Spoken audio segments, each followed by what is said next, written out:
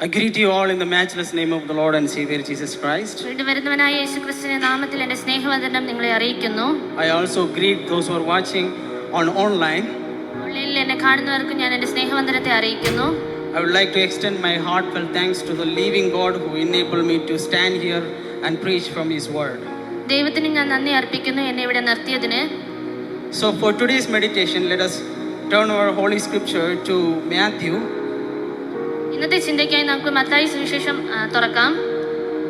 Gospel according to Matthew chapter 14 verse 27. Can someone read? ഉടനെ യേശു അവരോട്, ധൈര്യപ്പെടുവിൻ, ഞാനാകുന്നു, പേടിക്കേണ്ട എന്ന് പറഞ്ഞു. Repeat after me. ഞാൻ പറയുന്നതിന് ശേഷം നിങ്ങളും എന്നോട് ചേർന്ന് പറയുക. Take right hand and just wave it. നിങ്ങളുടെ വലത്തെ കരം ഉയർത്തി. Take courage. ധൈര്യപ്പെടുവിൻ. It is I. ഞാനാകുന്നു. Don't be afraid. പേടിക്കേണ്ട. Take courage. ധൈര്യപ്പെടുവിൻ. It is I. ഞാനാകുന്നു. Don't be afraid. പേടിക്കേണ്ട. Before I preach from this passage, let us see the background. ഇത് ഞാൻ പ്രസംഗിക്കുന്നതിന് മുന്നേ ഇതിന്റെ പശ്ചാത്തലത്തിലേക്ക് നമ്മുടെ ശ്രദ്ധയെ തിരിക്കാം. When we look at the background, ഇതിന്റെ പശ്ചാത്തലം നാം ശ്രദ്ധിക്കുകയാണെങ്കിൽ, Matthew chapter 14 talks about Matthew introduces 4 events. Mathai ഇവിടെ 4 സംഭവങ്ങളാണ് കാണിച്ചിരിക്കുന്നത്. Number 1, the death of John the Baptist. ഒന്നാമത്തെ സംഭവം യോഹന്നാൻ സ്നാപകന്റെ മരണം. Then feeding of the 5,000. രണ്ടാമത്തേത് 5000 പേരെ യേശു പോഷിപ്പിക്കുന്നു. The third one, Jesus walking on the water. മൂന്നാമത്തേത് യേശു കടലിൽ മീതെ നടക്കുന്നു. And the fourth one, many people are being healed by Jesus. നാലാമത്തേത് യേശു അനേകരെ സൗഖ്യമാക്കുന്നു. The first incident is killing an innocent man. ആദ്യത്തെ സംഭവം എന്ന് പറയുന്നത് ഒരു നിരപരാധിയായ വ്യക്തിയെ കൊല്ലുന്നതാണ്. The first incident Matthew introduces that killing of an innocent man by the worldly king. ആദ്യത്തെ സംഭവം വിളിച്ചു പറയുന്നത് ഒരു നിരപരാധിയായ വ്യക്തിയെ ലോകത്തിലെ രാജാവ് കൊല്ലുന്നതാണ്. And the third and fourth and the second one is talking about giving a life to thousands of people by the heavenly king. എന്നാൽ രണ്ടാമത്തെ, മൂന്നാമത്തെ, നാലാമത്തെ സംഭവം വിളിച്ചു പറയുന്നത് സ്വർഗത്തിലെ രാജാവ് അനേകർക്ക് ജീവൻ കൊടുക്കുന്നതാണ്. One ruler is bringing death and the other the true ruler is bringing life. ഒരു രാജാവ് മരണം വിതച്ചപ്പോൾ മറ്റേ രാജാവ് ജീവൻ കൊണ്ടുവന്നു. Matthew did not arrange this 4 events just like that simply. Mathai ഇവിടെ വെറുതെ 4 സംഭവങ്ങൾ കാണിച്ചിരിക്കുന്നതല്ല. Matthew actually wanted to show what kind of king was Jesus.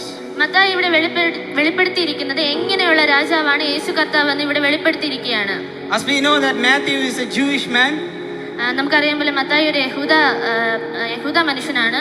He was well versed with the Old Testament and Torah. മത്തായിക്ക് നല്ലപോലെ പഴയ നിയമ പുസ്തകങ്ങളൊക്കെ അറിയാം.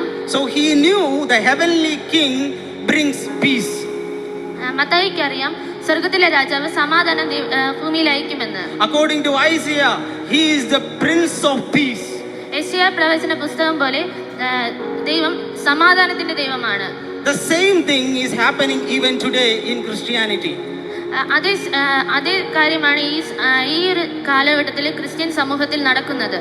In this world the same thing is happening today also. ഈ ലോകത്തിൽ ഇങ്ങനെയുള്ള ഒരു സാഹചര്യമാണ് ഈ സമയത്ത് നടക്കുന്നത്. One side Christianity is flourishing. ഒരു സൈഡ് ക്രിസ്തുമതം വളർന്നുകൊണ്ടിരിക്കുന്നു. On the other side Christianity is being slaughtered. ഒരു സൈഡിൽ അനേകരെ കൊന്നുകൊണ്ടിരിക്കുന്നു. I don't know how many of you heard about the news last week. Nigeria, there are 31 Christians are being slaughtered by Islamic terrorists. എത്ര പേർ ഇത് കേട്ടെന്ന് എനിക്ക് അറിയത്തില്ല. കഴിഞ്ഞ ആഴ്ചയിൽ നൈജീരിയയിൽ 31 ക്രിസ്ത്യാനികളെ കൊന്നുകളയുവാൻ ഇടയായി. Even this is happening in our land. ഇത് നമ്മുടെ നാട്ടിലും ഇത് സംഭവിച്ചുകൊണ്ടിരിക്കുകയാണ്. As we follow the background, നമ്മുടെ ഈ പശ്ചാത്തലത്തിലേക്ക് നമ്മുടെ ശ്രദ്ധ തിരിക്കുമ്പോൾ, after hearing the death of John the Baptist, Jesus went alone. യോഹന്നാൻ സ്നാപകന്റെ മരണം കേട്ടതിന് ശേഷം യേശു ഒരു നിർജ്ജനമായ സ്ഥലത്തേക്ക് പോകുന്നുണ്ട്. And people followed him. അനേക ജനം യേശുവിനെ പിന്തുടർന്നു. And Jesus immediately felt compassion on the people. യേശുവിന് ആ ജനത്തെ കണ്ടിട്ട് അവരോട് മനസ്സലിവ് തോന്നി. Why? Because they were without shepherd. കാരണം എന്തെന്നാൽ അവർക്കൊരു ഇടയനില്ല. In the first incident, Herod also had this kind of feelings on John the Baptist. ആദ്യത്തെ സംഭവം നാം നോക്കുകയാണെങ്കിൽ ഹേരോദാവിനും യോഹന്നാൻ സ്നാപകനോട് ഒരു മനസ്സലിവ് തോന്നിയായിരുന്നു. But here the real king has a different feeling. This is different. I will just differentiate between these two feelings. ഇവിടെ യേശുവിന് വേറെ മനസ്സലിവാണ് ജനത്തോട് തോന്നുന്നത്. When Matthew says that Jesus was moved with compassion, the literal meaning is different. ഇവിടെ മത്തായി പറയുന്നു യേശു മനസ്സലിവ് കാണിച്ചെന്ന് പറയുന്നത് അതിന് വേറൊരു അർത്ഥമാണ്. In Greek, the word compassion is used splankna. ഗ്രീക്കിൽ കമ്പാഷൻ അല്ലെ മനസ്സലിവ് എന്ന് പറയുന്ന വാക്കിന് സ്പ്ലാങ്ന എന്നാണ് പറയുന്നത്. The meaning is inner part. അതിന്റെ അർത്ഥം ഇന്നർ പാർട്ട് അഥവാ അന്തർഭാഗം. In the first century, the people thought that the pain, the compassion, the feeling comes from an organ. ആദ്യ കാലഘട്ടത്തിലെ മനുഷ്യർ വിചാരിച്ചിരുന്നു ഈ വേദന വരുന്നത് അതൊരു അവയവത്തിൽ നിന്നാണ് അവർ വിശ്വസിച്ചിരുന്നത്. Imagine one of your dear ones at your household died. നിങ്ങളുടെ പ്രിയപ്പെട്ട ഒരാൾ മരിച്ചെന്ന് വിചാരിക്കുക. Do you feel a pain between your chest and your gut? നിങ്ങളുടെ വയറിനും നെഞ്ചിനും ഇടയ്ക്ക് ഒരു വേദന നിങ്ങൾക്ക് അനുഭവപ്പെടും. How many of you have felt it? ആരെങ്കിലും അങ്ങനെ അനുഭവിച്ചിട്ടുണ്ടോ? Somebody would have died, your dear ones, so you get a pain between your chest and gut, your stomach. നിങ്ങളുടെ പ്രിയപ്പെട്ടവർ ആരെങ്കിലും മരിക്കുമ്പോൾ നിങ്ങളുടെ നെഞ്ചിനും വയറിനും ഇടയ്ക്ക് ഒരു വേദന നിങ്ങൾക്ക് അനുഭവപ്പെടും. Jesus had that kind of feeling towards his sheep. അങ്ങനെയുള്ള ഒരു വേദനയാണ് യേശുവിന് തന്റെ ആടുകളോട് തോന്നിയത്. Today we are blessed because we are his sheep. നാം ഇന്ന് അനുഗ്രഹിക്കപ്പെട്ട വ്യക്തികളാണ്, കാരണം നാം അവന്റെ ആടുകളാണ്. He is our shepherd. യേശുവാണ് നമ്മുടെ ഇടയൻ. And he has that feelings towards every one of us sitting here. യേശുവിന് ആ ഒരു ഫീലിംഗ്സ് ആണ് നമ്മൾ ഓരോരുത്തരോടും ഉള്ളത്. The inner part of Jesus was really moved by looking at the sheep. ഓരോ ആടുകളെ കണ്ടപ്പോൾ ദൈവത്തിന്റെ ഹൃദയത്തിൽ മനസ്സലിവ് തോന്നുവാൻ ഇടയായി. So now we have come to the third incident Matthew is introducing. മൂന്നാമത്തെ സംഭവത്തിലേക്ക് നമ്മുടെ ശ്രദ്ധ തിരിക്കുമ്പോൾ, which is our meditation today. ആ ഒരു ഭാഗമാണ് നാം ഇന്ന് ചിന്തിക്കാൻ പോകുന്നത്. Jesus is telling, take courage. ദൈവം പറയുന്നു ധൈര്യപ്പെടുവിൻ. It is I. Repeat after me. Take courage. It is I. എന്നോട് കൂടെ ചേർന്ന് പറയുക, ധൈര്യപ്പെടുവിൻ, ഞാനാകുന്നു. After feeding the 5,000, 5000 പേരെ യേശു പോഷിപ്പിച്ചതിന് ശേഷം Jesus dismissed the crowd. യേശു അവരെ പറഞ്ഞയച്ചു. And he went up to a mountain. യേശു ഒരു മലയിലേക്ക് കടന്നു ചെന്നു for prayer. പ്രാർത്ഥനയ്ക്കായി. And while the disciples were at the boat. അന്നേരം ശിഷ്യന്മാർ ഒരു പടകിലായിരുന്നു. The disciples were all alone near the seashore. ശിഷ്യന്മാരെല്ലാം ഒരു കടൽക്കരയിലായിരുന്നു. What happened in the fourth night? നാലാം യാമത്തിൽ, because there was heavy wind and storm, this boat was taken away by the storm into the middle of the ocean. വളരെ തിരമാലയും കൊടുങ്കാറ്റും കാരണം കരയിൽ നിന്ന് boat കടലിലോട്ട് നീങ്ങുവാനിടയായി. The disciples were inside the boat. ശിഷ്യന്മാർ ബോട്ടിന്റെ അകത്തായിരുന്നു. The distance between Jesus and the boat disciples were too far. യേശുവും ശിഷ്യന്മാരും തമ്മിലുള്ള ദൂരം വളരെ ദൂരമായിരുന്നു. You know what happened? Jesus used that storm as a transportation to reach in the middle of the ocean. യേശു ആ കൊടുങ്കാറ്റിനെ ഒരു വാഹനമാക്കി ശിഷ്യന്മാരുടെ അടുക്കലേക്ക് എത്തി. Jesus could have simply brought them into the seashore where Jesus was standing. യേശുവിന് വേണമെങ്കിൽ ആ boat കടൽക്കരയിലേക്ക് എത്തിക്കാമായിരുന്നു. But he went in the midst of the storm. എന്നാൽ യേശു ആ കടലിന്റെ നടുവിലേക്ക് ശിഷ്യന്മാരുടെ അടുക്കലേക്ക് എത്തുവാൻ ഇടയായി. No matter how far you have been swept away by the storm, Jesus will come in the midst of your storm. എത്ര വലിയ ദൂരത്തായാലും നിങ്ങളുടെ പ്രശ്നങ്ങളുടെ നടുവിൽ എത്ര വലിയ ദൂരത്തായാലും യേശു ആ പ്രശ്നത്തിന്റെ നടുവിൽ നിങ്ങൾക്ക് വേണ്ടി ഇറങ്ങും. no matter how big the storm is, Jesus will come in the midst of the storm. എത്ര വലിയ കൊടുങ്കാറ്റായാലും യേശു അതിന്റെ നടുവിൽ ഇറങ്ങും. He was traveling all alone with his disciples. യേശു ശിഷ്യന്മാരുടെ കൂടെ യാത്ര ചെയ്യുകയായിരുന്നു. Jesus did not keep them away from the storm. യേശു ആ പ്രശ്നത്തിന്റെ നടുവിൽ നിന്ന് അവരെ മാറ്റി നിർത്തിയില്ല. Rather, Jesus was in the midst of the storm. യേശു ആ പ്രശ്നത്തിന്റെ നടുവിൽ ഇറങ്ങുകയാണ് ചെയ്തത്. I repeat, Jesus did not keep them away from the storm. Rather, Jesus was with them in the midst of the storm. ആ കൊടുങ്കാറ്റിൽ നിന്ന് അവരെ മാറ്റി നിർത്തുകയല്ല യേശു ചെയ്തത്, യേശു അവരുടെ ഇറങ്ങുകയാണ് ചെയ്തത്. God did not rescue Shadrach and Meshach Abednego from the burning furnace. Shadrak Meshach അബേദ്നെഗോവിനെ യേശു ദൈവം ആ തീച്ചൂളയിൽ നിന്ന് പുറത്തെടുക്കുകയല്ല ചെയ്തത്. God came in the midst of the fire. ആ തീച്ചൂളയുടെ നടുവിൽ യേശു ഇറങ്ങുകയാണ് ചെയ്തത്. When Paul and Silas were in the jail in the middle of the night, പൗലോസും ശീലാസും കാരാഗൃഹത്തിലായിരുന്നപ്പോൾ Jesus did not rescue them from the jail. അവരെ ജയിലിൽ നിന്ന് പുറത്തെടുക്കുകയല്ല ചെയ്തത്. ആദ്യം God came in the middle of the night, in the midst of their problem. ദൈവം ആ ജയിലിൽ ഇറങ്ങുകയാണ് ചെയ്തത്. Our God is not the God who is looking far away and seeing our problem, but rather he comes in the midst of our problem. നമ്മൾ ആരാധിക്കുന്ന ദൈവം ദൂരെ നിന്ന് നമ്മുടെ പ്രശ്നം കാണുന്നവൻ മാത്രമല്ല, ആ പ്രശ്നത്തിന്റെ നടുവിൽ നമ്മുടെ മധ്യേ ഇറങ്ങുന്നവനാണ്. We are not worshiping a God who watch far away from us and see our problem, but rather he comes in the midst of the problem. നമ്മൾ ആരാധിക്കുന്ന ദൈവം ദൂരെ നിന്ന് നമ്മളെ കാണുന്നവൻ മാത്രമല്ല, നമ്മുടെ പ്രശ്നത്തിന്റെ നടുവിൽ നമ്മൾ and that problem cannot decide our destiny. നിങ്ങളുടെ ജീവിതത്തിലുള്ള പ്രശ്നമല്ല നിങ്ങളുടെ അവസാനം തീരുമാനിക്കുന്നത്. And he began to sink into the water. പത്രോസ് ആ പ്രശ്നം കണ്ടിട്ട് ആ വെള്ളത്തിലേക്ക് മുങ്ങി താഴുവാൻ തുടങ്ങി.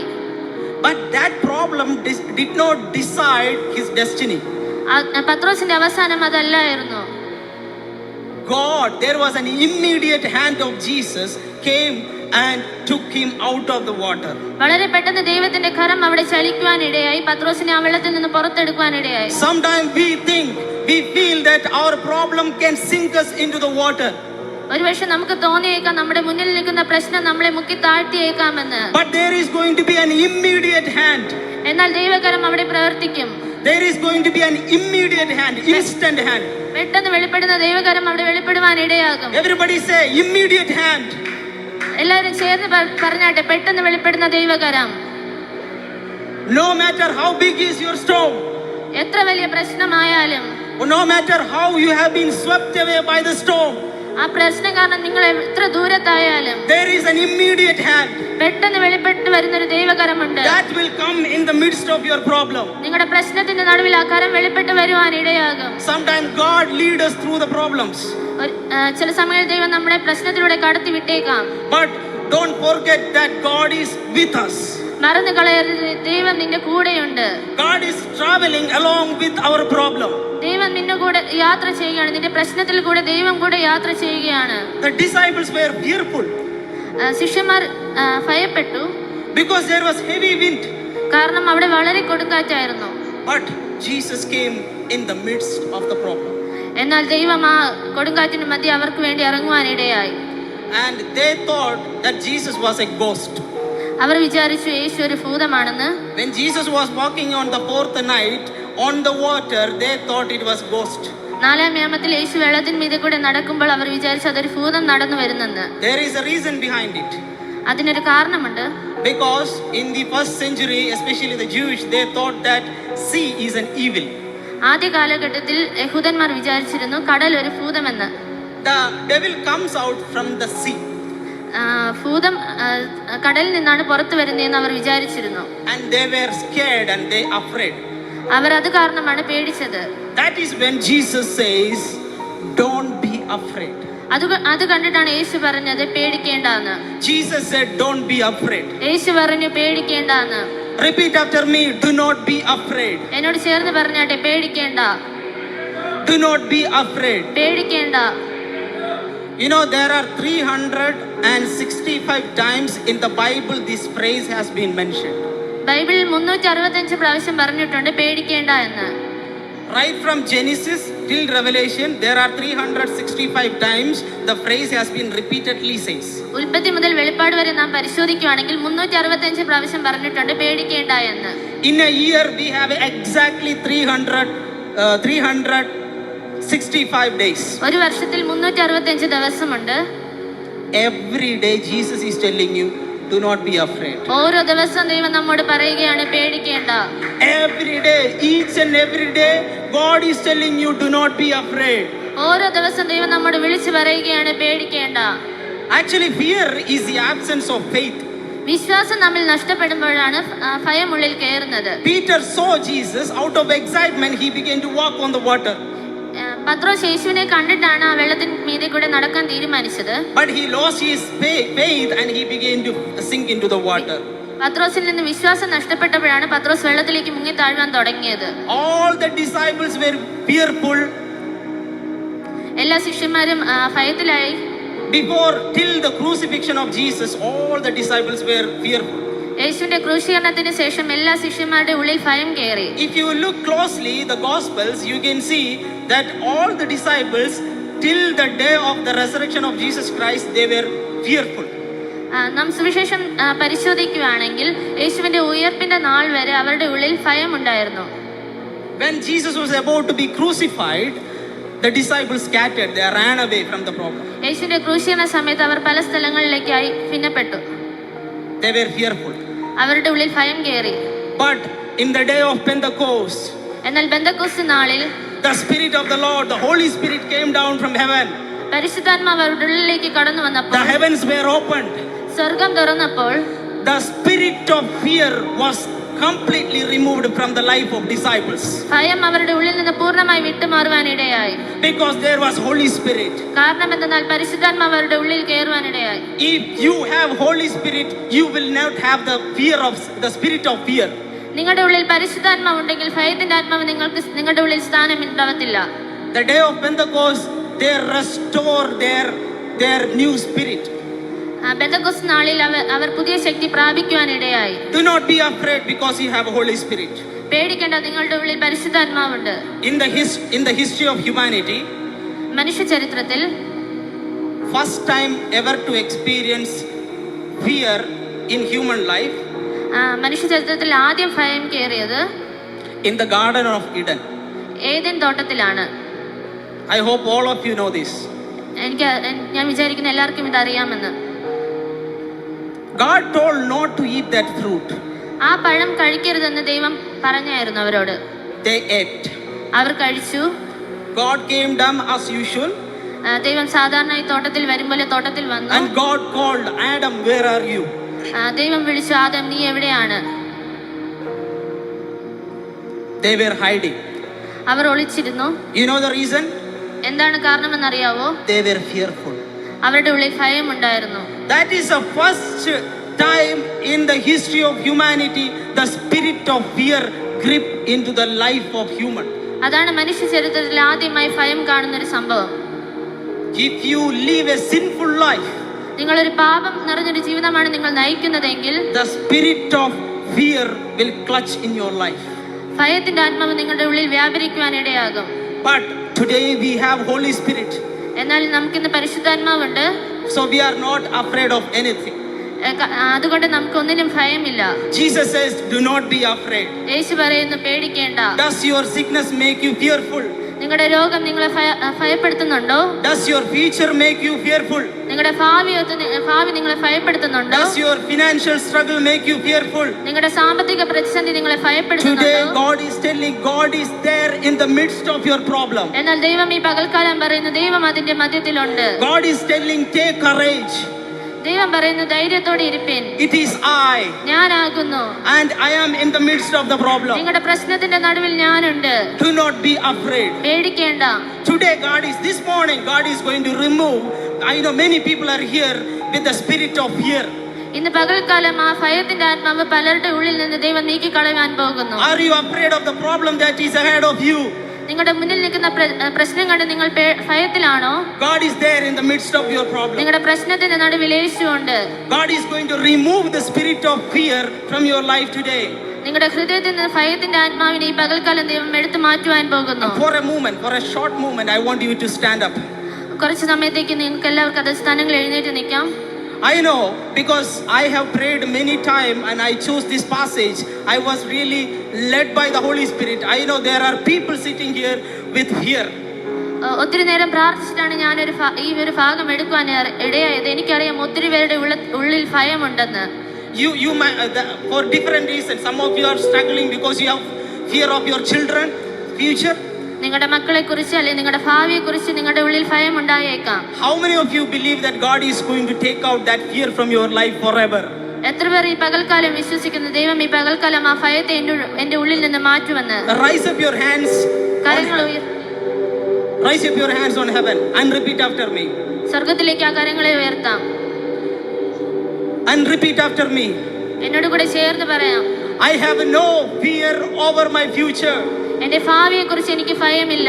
I have no fear of my children's future. എന്റെ തലമുറകളുടെ ഭാവിയെ കുറിച്ച് എനിക്ക് ഭയമില്ല. I have no fear of the problem that I am facing now. ഞാൻ ഈ പകൽക്കാലം നേരിടുന്ന പ്രശ്നത്തെ കുറിച്ച് എനിക്ക് ഭയമില്ല. I have no fear of the problem that I am going through and the storm in which I am today. എന്റെ മുന്നിൽ നിൽക്കുന്ന പ്രശ്നത്തെ കണ്ടിട്ട് എനിക്ക് ഭയമില്ല. I don't have the fear over the sickness that I am suffering now. എന്റെ മുന്നിൽ നിൽക്കുന്ന രോഗത്തെ കുറിച്ച് എനിക്ക് ഭയമില്ല. I have no fear over the sickness. എന്റെ മുന്നിലുള്ള രോഗത്തെ കുറിച്ച് എനിക്കൊരു ഭയമില്ല. Fear has no place in my heart. ഭയത്തിന് എന്നിൽ ഒരു സ്ഥാനവുമില്ല. I have the Spirit of the Lord within me. എന്റെ ഉള്ളിൽ പരിശുദ്ധാത്മാവുണ്ട്. God is with me. ദൈവം എന്റെ ഉള്ളിലുണ്ട്. No power of darkness shall stand against me. ഇരുട്ടിന്റെ ശക്തിക്ക് എന്നിൽ സ്ഥാനമില്ല. And I have been completely set free from the fear of the world. ഭയത്തിൽ നിന്ന് ഞാൻ പൂർണ്ണമായി സ്വാതന്ത്ര്യം പ്രാപിക്കുകയാണ്. Let us give a clap offering to the Lord. കരങ്ങൾ അടിച്ച് ദൈവത്തിന് മഹത്വം കൊടുത്താട്ടെ. Because He lives, I can face tomorrow.